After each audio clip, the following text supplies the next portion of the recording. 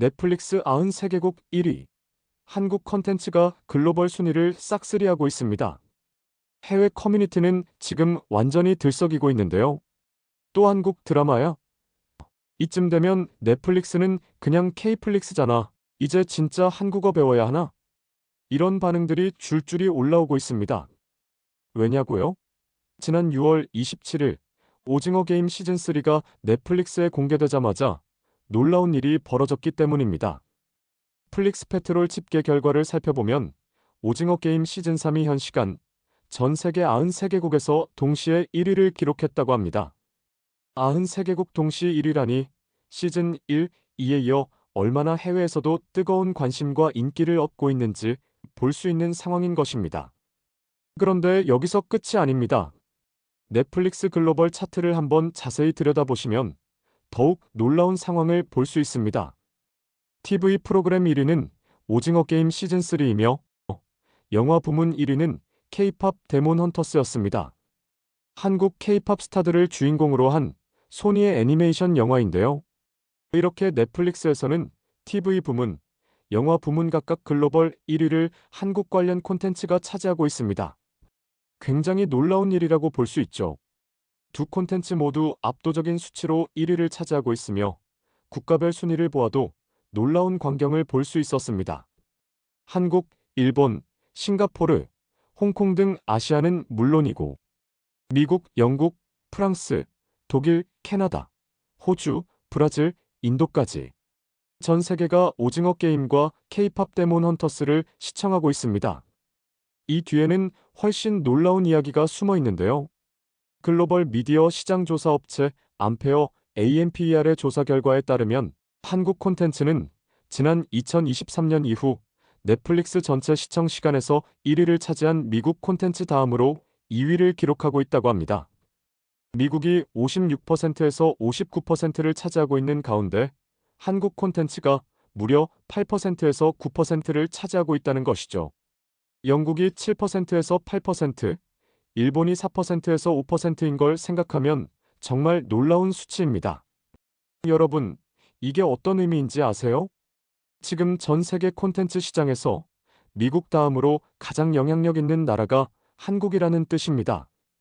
미국은 영어권이라 기본적으로 유리한 위치에 있지만 비영어권인 한국이 그 뒤를 잇고 있다는 건 정말 놀라운 일이죠. 이제는 한국 문화가 전 세계에서 단순한 유행을 넘어서 하나의 글로벌 트렌드로 자리 잡았다는 이야기입니다. 그런데 이런 성공이 어떻게 가능했을까요? 넷플릭스 CEO 리드 헤이스팅스는 과거 오징어 게임이 흥행하자 녹색 트레이닝복을 입고 실적 발표를 하기도 했었는데요. 그건 단순한 퍼포먼스가 아니었습니다. 그는 한국 콘텐츠 팀을 콘텐츠 엔진이라고 표현했습니다. 그리고 이렇게 말했죠. 저와 테드 CEO도 아직 확실히는 모르지만 넷플릭스의 콘텐츠 엔진을 홍보할 다른 멋진 작품들이 나올 겁니다. 오징어 게임 이후 예상치 못한 곳에서 또 다른 히트작들이 쏟아져 나올 것이라고 말이에요. 그의 예언은 정확했습니다. 오징어 게임 이후엔 더 글로리, 눈물의 여왕, 지금 우리 학교는 DP, 지옥, 흑백요리사 등 끝없이 이어지는 히트작의 행진이었습니다.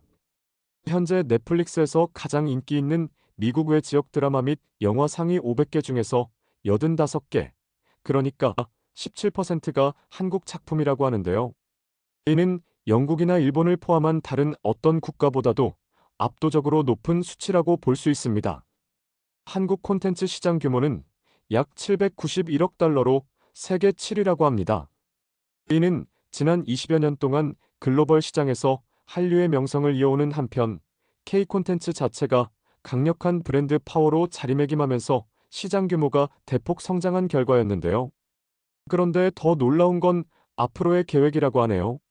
넷플릭스는 2024년부터 2028년까지 한국 콘텐츠에 무려 3조 3천억 원을 투자할 계획을 발표하기도 했습니다.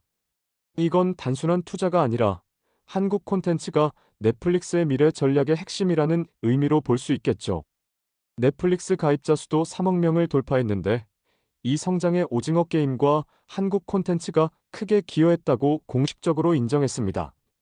오징어 게임 시즌2만으로도 4분기 시청 횟수가 1억 6,570만을 기록했다고 하니까 말이죠. 실제로 해외 커뮤니티를 들여다보면 정말 재미있는 현상들을 볼 수 있었습니다. K-드라마 보느라 밤을 새웠다. 한국 음식이 나오는 장면만 봐도 배가 고프다.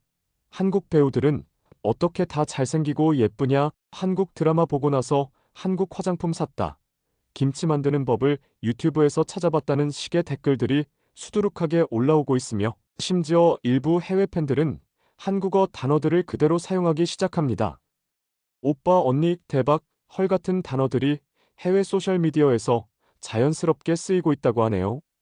이런 현상은 단순히 드라마에만 국한되지 않았습니다.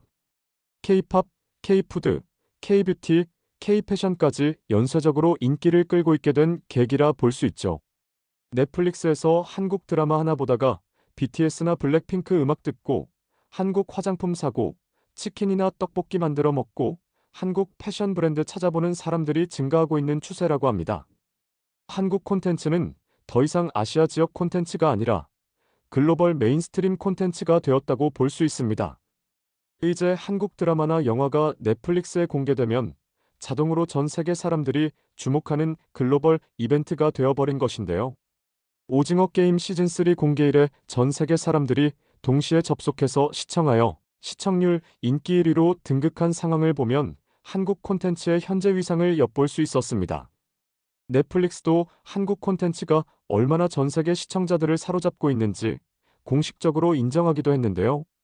K 콘텐츠 수출이 2010년 이후 11년간 약 4배 증가했다고 하면서 2023년 상반기부터 2024년 상반기까지 넷플릭스 내 한국 콘텐츠 비중은 7% 수준이라고 발표했기 때문입니다. 정말로 넷플릭스는 K플릭스가 되어가고 있습니다. 이제는 전문가들 사이에서도 넷플릭스의 글로벌 히트작 리스트에서 한국 콘텐츠를 빼고 이야기하는 건 거의 불가능해졌다는 말이 나옵니다. 이런 흐름 속에서 오징어 게임 시즌3가 93개국에서 동시에 1위를 차지하고 애니메이션 K-팝 데몬 헌터스가 영화 부문 글로벌 1위에 오른 건 단순한 흥행을 넘어서는 의미를 가집니다. 이건 하나의 작품이 잘 된 게 아니라 한국 콘텐츠 전체의 세계적 위상을 증명한 결과라고 볼 수 있습니다. TV와 영화 두 분야에서 동시에 한국 관련 콘텐츠가 세계 정상을 찍는 일. 결코 흔한 일이 아니기 때문이죠. 한국 콘텐츠가 지금 전 세계 대중문화의 트렌드를 이끌어가고 있는 상황.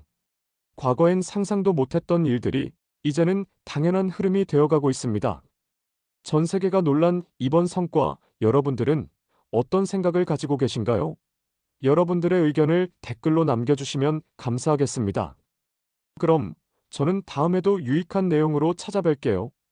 시청해주셔서 감사합니다. 한국 이슈모아 TV였습니다.